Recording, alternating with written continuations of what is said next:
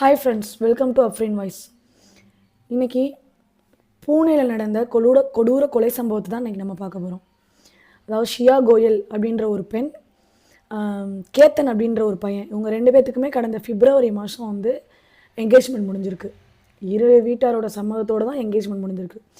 இந்த கேத்தன் யாருன்னு பார்த்தீங்கன்னா, சக்ஸஸ் அப்படின்ற ஒரு குரூப்போட புகழ்பெற்ற, அந்த பூனேலேயே அந்த புகழ்பெற்ற குரூப்போட இயக்குனர். அது மட்டும் இல்லாமல் அமெரிக்காவில் ஹையர் ஸ்டடீஸ் படித்து முடிச்சுட்டு வந்தவர்.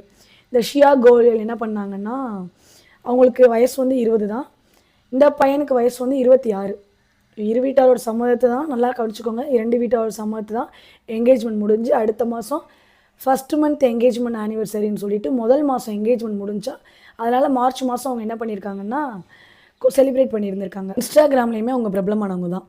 இன்ஸ்டா என்ன போட்டிருந்தாங்கன்னா, இந்த மாதிரி என்னுடைய இதயம் அடைக்கலம் புகுந்த இடம்னு சொல்லிட்டு கேத்தனை வந்து மென்ஷன் பண்ணி போட்டிருந்தாங்க. இதுக்கப்புறம் என்ன நினச்சுன்னு பார்த்தீங்கன்னா, ஆக்சுவலாக வந்து இவங்க வந்து வேற ஒருத்தவங்கள முன்னாடியே லவ் பண்ணியிருக்காங்க. இவங்களுக்கு ஒரு பாய் ஃப்ரெண்ட் இருக்குது, அவங்க பேர் சேத்தன் சௌத்ரி. இந்த பொண்ணுக்கு வந்து சேத்தன் சௌத்ரின்ற ஒரு பாய் ஃப்ரெண்ட் இருக்குது. ஆக்சுவலாக இவங்க 2 பேரும் சேர்ந்து இந்த என்கேஜ்மெண்ட் முடிந்த மாதத்துலேருந்து 7 மாதத்துலேயே 2004 முறை ஃபோன் பேசியிருக்காங்க. 238 மணி நேரம் கேத்தனை எப்படி கொல்றதுன்னே பேசியிருந்திருக்காங்க. முழுக்க முழுக்க 2 பேரும் அவ்வளோ நேரமும் சேர்ந்து இவரை எப்படி கொலை செய்கிறதுன்னு முடிவெடுத்ததும் இல்லாமல் இதை பற்றி 4 தடவை ட்ரை பண்ணியிருக்காங்க. இவரை கொலை அதாவது கேத்தனை கொலை செய்கிறதுக்கு 4 தடவை ட்ரை பண்ணியிருந்திருக்காங்க. ஃபஸ்ட்டு எப்போன்னு பார்த்தீங்கன்னா மே 31 மே 31 மிகப்பெரிய மலை உச்சிக்கு போய் அவங்கள வந்து கேத்தனை வந்து பிடிச்சி தள்ளி விட்ருக்காங்க. அவர் என்ன பண்ணிட்டாருன்னா, கொஞ்சம் உஷாராகி டக்குன்னு செடியை பிடிச்சி எந்திரிச்சிட்டாரு. ஏன் இப்படி பண்ண அப்படின்றது, இல்லை நான் உன்னை காப்பாற்ற தான் பண்ணேன், பக்கத்தில் பாம்பு இருந்துச்சு, உன்னை கொத்த வந்துருன்ற எனக்கு ஒரு பயத்தில் பிடிச்சி தள்ளிட்டேன் அப்படின்னு சொல்லிட்டாங்க. இவரும் அந்த பெண் மீது கொண்ட அதீத காதல்னால் அதை நம்பிட்டார். அப்படியே அடுத்து எப்போன்னு பார்த்தீங்கன்னா ஜூன் 4 இன்னொரு டூரிஸ்ட் பிளேஸ் போகிறதுக்கு வந்து பிளான் பண்ணியிருக்காங்க. பட் இந்த பையனோட அம்மா வேணான்னு ஒரு முடிவு பண்ணிட்டாங்க.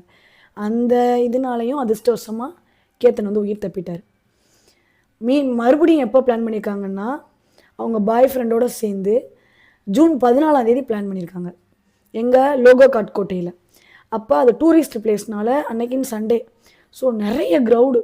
ஸோ இங்கேருந்து நம்ம தள்ளி விட்டோம்னா சுற்றுலா பயணிகள் எல்லாருமே பார்த்துருவாங்க, நம்ம மாட்டிக்கிடுவோம் அப்படின்னு சொல்லிட்டு 2 பேர் பிளான் போட்டு அதையுமே கேன்சல் பண்ணிட்டாங்க.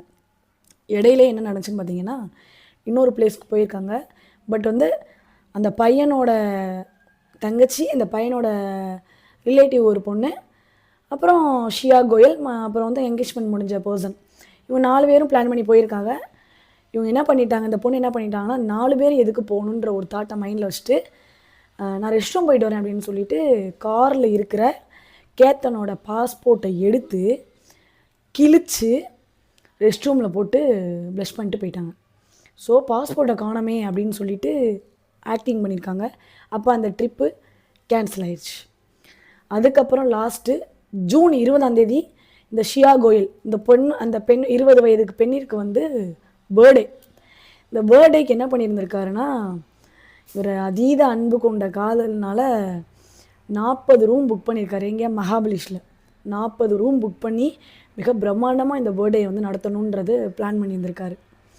ஆனால் அதுக்கு முன்னாடி ஜூன் 18 இவங்க பாய் ஃப்ரெண்டோடு சேர்ந்து இவர் வேணான்னு சொல்லியுமே, அதாவது இந்த கேத்தன் வேணான்னு சொல்லியுமே இந்த பொண்ணு கேட்காம, இல்லை நம்ம வந்து ஒரு டூர் போகணும் நடமுடிச்சு லோகோ காட்டில் உள்ள அரண்மனையில் மேலே செங்குத்தா மலை உச்சி கூட்டிகிட்டு போய் அங்கேருந்து அந்த பையனை பிடிச்சி தள்ளி அந்த பையன் இறந்து போயிட்டான். இறந்து போனதுக்கப்புறம் உடனே அங்கே உள்ள ஸ்டேஷன் கால் பண்ணி, இந்த மாதிரி எனக்கு என்கேஜ்மெண்ட் ஆச்சு, அந்த பையனை வந்து தெரியாமல் பலத்தை காற்றடிச்சிச்சு, தவறி கீழே விழுந்துட்டான் அப்படின்னு சொல்லிட்டு பயங்கர ட்ராமா போட்டு பயங்கர கதறி அழுதுருக்காங்க. ஆனால் இந்த கொலையோட பின்னணி என்னன்னு பார்த்தீங்கன்னா, அந்த பையன் அன்னைக்குன்னு சண்டே அன்னைக்குன்னு அவங்க பாய் ஃப்ரெண்டோடு சேர்ந்து வந்திருக்காங்க. ஃபஸ்ட்டு என்ன பண்ணியிருக்காங்க, போலீஸ்லேருந்து சைபர் கிரைம்லேருந்து எல்லாருமே வந்து யதார்த்தமாக நம்ம நடந்த விபத்து அப்படின்னு சொல்லிட்டு தான் இதை நினச்சிருந்துருக்காங்க. பட் அது கிடையாது. போலீஸ்லேயும் சரி, சைபர் கிரைம் சரி கண்டுபிடிச்சிட்டாங்க. ஏன்னா 33 டிகிரி செல்சியஸில் வெயில் அடிக்குது, அங்கே எப்படி காற்றடிக்கும்? அங்கே அப்படியே அந்த காற்று தள்ளப்பட்டு கொல்லுவான் அப்படின்றது ஒரு யோசிச்சுருக்காங்க. பட் அந்த பொண்ணை தீவிர விசாரணைக்கு அப்புறம் அந்த பொண்ணு என்ன சொல்லிச்சுன்னு பார்த்தீங்கன்னா, அது மட்டும் இல்லாமல் அந்த டிக்கெட் புக் பண்ணுற பிளேஸில் சிசிடிவி ஃபுட்டேஜ் இருந்துச்சு. அப்போ அங்கே என்ன பண்ணியிருக்காங்கன்னா, அந்த பொண்ணு அந்த என்கேஜ்மெண்ட் பையன் பண்ணாங்கல்ல, அந்த பையனோட போயிட்டுருக்காங்க. பின்னாடியே அவங்க பாய் ஃப்ரெண்ட் வந்து எப்படி வந்திருக்காங்கன்னு பார்த்தீங்கன்னா, அந்த 33 டிகிரி செல்சியஸ் வெயில்லையுமே மாஸ்க் போட்டு ஃபுல்லாக கவர் பண்ணி, இங்கே கவர் பண்ணி, ஹெட்டையும் கவர் பண்ணி, வாக்கி டாக் மூலியமாக அவங்க வந்திருக்காங்க. அதாவது ஹெட்செட் மூலியமாக அவள் பாட்டு கேட்டே வந்திருக்காங்க. இந்த ஒரு வெயில்லையும் யார் இவங்களை பின்தொடர்ந்துட்டு வர்றா அப்படின்னு சொல்லிட்டு சிசிடிவி ஃபுட்டேஜில் வந்து போலீஸ்காரங்க வந்து கவனிச்சிட்டே இருந்திருக்காங்க. ஒரு கட்டத்தில் இறங்கும் போது அந்த பொண்ணு அந்த பையனை டேர்ன் பண்ணி பார்க்குறாங்க. பார்த்த உடனே அந்த பையன் கீழே உஷாராக உட்காந்துறாங்க. அதாவது சிக்னல் காட்டுறாங்க. சிக்னல் காட்டினோடனே அந்த பையன் கீழே உட்காந்துறாங்க. நேராக பிளான் பண்ணி கூட்டிகிட்டு போய் பிடிச்சி தள்ளி கொண்டுட்டாங்க. பட் அவங்க அம்மா என்ன சொல்கிறாங்கன்னா, ஏன் புள்ள தவறி விழுக வாய்ப்பே இல்லை, அவன் மிகப்பெரிய ட்ரக்கரு, ஸோ வந்து அவன் இந்த மாதிரிலாம் வாய்ப்பே இல்லை, அவனை கொண்டுட்டா, என் புள்ள வந்து அதுவாகவே இறக்கலை அப்படின்னு சொல்லிட்டு வாக்குமூலம் தெரிவிச்சிருக்காங்க. இது என்னன்னு பார்த்தீங்கன்னா, ஆக்சுவலாக இந்த பாய் ஃப்ரெண்டோட அதாவது ஒரு 2 லவ் மேட்ரு வந்து வீட்டுக்கு தெரியும், அவங்க மாமாவுக்கும் அவங்க அத்தைக்கு தெரியும், ஃபோர்ஸ் பண்ணி இந்த மேரேஜை பண்ண வச்சுருக்காங்க, அதையும் என்கேஜ்மெண்ட் பண்ணிட்டாங்க. இதை யார் சொன்னாங்கன்னா அந்த பொண்ணோட கிராண்ட்ஃபா சொல்கிறாங்க. இந்த மாதிரி வந்து லவ் மேட்ரு தெரியும், இருந்தாலுமே ஃபோர்ஸ் பண்ணி இந்த பையனோட மேரேஜ் பண்ணணும். கிட்டத்தட்ட அந்த லோகோ காட் அரண்மனையில் வந்து 17 கோடி செலவு பண்ணி இந்த மேரேஜ் பண்ணுறதுக்கு 2 வீட்டாரோட அம்மா அப்பாவுமே முடிவெடுத்திருக்காங்க. அது மட்டும் இல்லை, வர்ற சீஃப் கெஸ்ட்டை 40 ஜெட் விமானம் மூலம் பயணம் செய்யவும் டிக்கெட் புக் பண்ணியிருந்திருக்காங்க. இந்த நிலைமையில் இந்த ஒரு உயிரை அநியாயமாக கொண்டுட்டாங்க. ஸ்டேஷனில் அந்த பையன், அதாவது அவங்க பாய் ஃப்ரெண்ட், அவங்களுடைய பாய் ஃப்ரெண்டு தான் அப்படின்னு எப்படி கண்டுபிடிச்சாங்க தெரியுமா? அவங்க பாய் ஃப்ரெண்ட் இன்ஸ்டாவில் வந்து போஸ்ட் பண்ணியிருப்பாங்கல்ல ஃபோட்டோ, அந்த உடம்பும் அங்கே சிசிடிவி ஃபுட்டேஜில் நடந்து வர உடம்பையும் வச்சு சேர்த்து மெர்ஜ் பண்ணி இவன் தான் இவன் அப்படின்னு சொல்லிட்டு கண்டுபிடிச்சிருக்காங்க. காவல்துறை வந்து என்ன சொல்கிறாங்கன்னா, வெறும் இன்ஸ்டாலேயோ ஃபேஸ்புக்லேயோ இல்லை வந்து யூடியூப்லேயோ பார்த்து லைக் பண்ணுறது, இந்த ஹார்ட்டின் பண்ணுறது, எதுவுமே இந்த ரீல்ஸ் பார்க்குறது, இது எதுவுமே உண்மை இல்லை, எல்லாமே ஒரு மாயை தான், இதை எதையுமே நம்பி யாருமே ஏமாறாதீங்க அப்படின்னு சொல்லிட்டு போலீஸ்காரங்க தெரிவிச்சிருக்காங்க. இது மிகவும் ஒரு வேதனைக்குரிய விஷயம். இதுக்கு வந்து என்ன பண்ணியிருக்காங்க, ஸ்டேஷனில் என்ன பண்ணிட்டாங்கன்னா 103 அல்லது வந்து பழைய இதுபடி 302 செக்ஷன், அதாவது செக்ஷன் 103, 302 இதன் அடிப்படையில் வந்து கைது செஞ்சுருக்காங்க. கிரிமினல் சதின்ற அடிப்படையிலையுமே கொலையாளிகளை வந்து கைது செஞ்சுருக்காங்க. உனக்கு வந்து இரு வீட்டாரோட சம்மதத்துப்படியுமே என்கேஜ்மெண்ட் ஆயிருச்சு. உனக்கு அந்த என்கேஜ்மெண்ட்டில் விருப்பம் இல்லைன்னா நீ முன்னாடியே சொல்லியிருக்கணும். அப்படி இல்லையா, உனக்கு அந்த திருமணத்திலேயே விருப்பம் இல்லையா, இன்னும் உங்கள் ஃபேமிலியில் சொல்லியிருக்கலாம், இல்லை அவங்க ஃபேமிலியில் சொல்லியிருக்கலாம், இல்லை அந்த பையன்கிட்ட கூட சொல்லியிருக்கலாம்.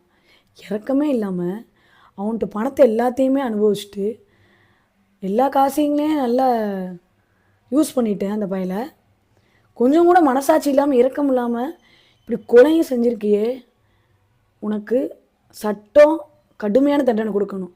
அது மட்டும் இல்லாமல் இறைவன் மிகப்பெரிய தண்டனை கொடுப்பான்.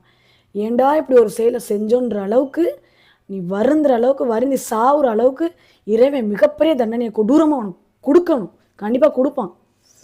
இதுவரை Afrin voice YouTube channel subscribe பண்ணாதவங்க மறக்காமல் சப்ஸ்கிரைப் பண்ணிக்கோங்க.